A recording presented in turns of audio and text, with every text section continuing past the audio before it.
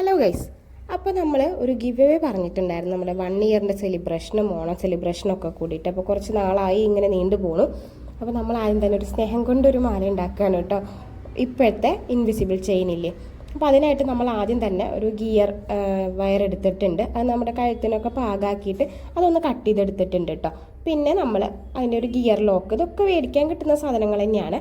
ആ gear lock എടുത്തിട്ട് ഉണ്ട്. പിന്നെ അതുപോലെ തന്നെ ഒരു ഗോൾഡൻ ബീഡ്സും, പിന്നെ നമ്മൾ ഈ ഒരു താമരയുടെ ഇതാണ് ഇടുന്നത്, ഈ ലോക്കറ്റാണ് ഇടുന്നത്. ആ ലോക്കറ്റ് ഇട്ടു വീണ്ടും നമ്മളൊരു ഗോൾഡൻ ബീഡ്സും, പിന്നെ അതുപോലെ തന്നെ ഒരു ഗിയർ ലോക്കും കൊണ്ടിട്ട് നമ്മളതവിടെ ഗിയർ ലോക്ക് ചെയ്ത് ഇടുകയാണ് കേട്ടോ.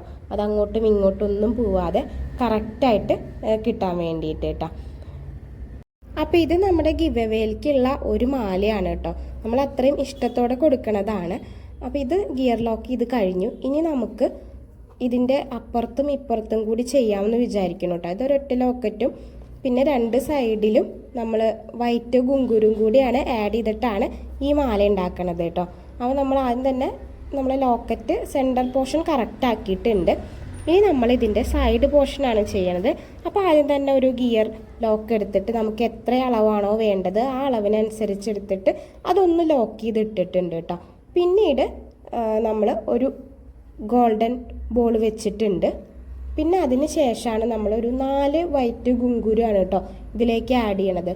ഇതൊക്കെ ഞാൻ പറഞ്ഞ പോലെ തന്നെ ഇതും നമുക്ക് മേടിക്കാൻ കിട്ടും. പക്ഷേ ഈ ഗുങ്കുരു കുറച്ച് റേറ്റ് കൂടിയായിട്ടാണ് കേട്ടോ. അപ്പോൾ നമ്മൾ ഒരു 4 എണ്ണമാണ് ഈ സൈഡ് കോർക്കണത് കേട്ടോ.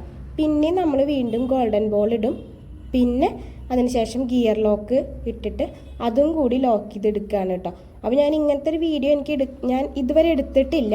അത് കാരണം കൊണ്ട് തന്നെ എങ്ങനെയാണ് എന്നുള്ളത് കറക്റ്റായിട്ട് എനിക്ക് അറിയുന്നില്ല കേട്ടോ. കയ്യിൻ്റെ ഭാഗം മാത്രമായിട്ട് എനിക്ക് ശരിക്കായിട്ട് കിട്ടുന്നില്ല, അതുകൊണ്ടാണ് കേട്ടോ. അപ്പോൾ നമ്മൾ ഈ സൈഡ് ഗിയർ ലോക്ക് ചെയ്ത് കഴിഞ്ഞിട്ടുണ്ട്. അതുപോലെ തന്നെ അപ്പുറത്തെ സൈഡും നമ്മൾ സെയിം എത്രയാണോ അതിൻ്റെ അളവ് എന്ന് വെച്ച് കഴിഞ്ഞാൽ അതനുസരിച്ച് ചെയ്തെടുത്തിട്ടുണ്ട് കേട്ടോ. പിന്നെ 2 സൈഡിലും ഒരു സൈഡിൽ നമ്മൾ ഒരു കുളത്തും പിന്നെ അപ്പുറത്തെ സൈഡിൽ ഒരു 2-3 എണ്ണമായിട്ട് നീട്ടിയിരുന്നെങ്കിൽ അങ്ങനെ എന്നുള്ള രീതിയിൽ ഉള്ള ചെയിനും കൂടി ഇട്ടിട്ടുണ്ട്. ഇതൊക്കെ ഗിയർ ലോക്ക് വെച്ചിട്ട് തന്നെയാണ് പ്രസ് ചെയ്ത് കൊടുത്തിട്ട് ലോക്ക് ചെയ്ത് എടുത്തിട്ടുണ്ട് കേട്ടോ. അപ്പോൾ നമ്മുടെ താമരമാല റെഡി ആയിട്ടുണ്ട് കേട്ടോ.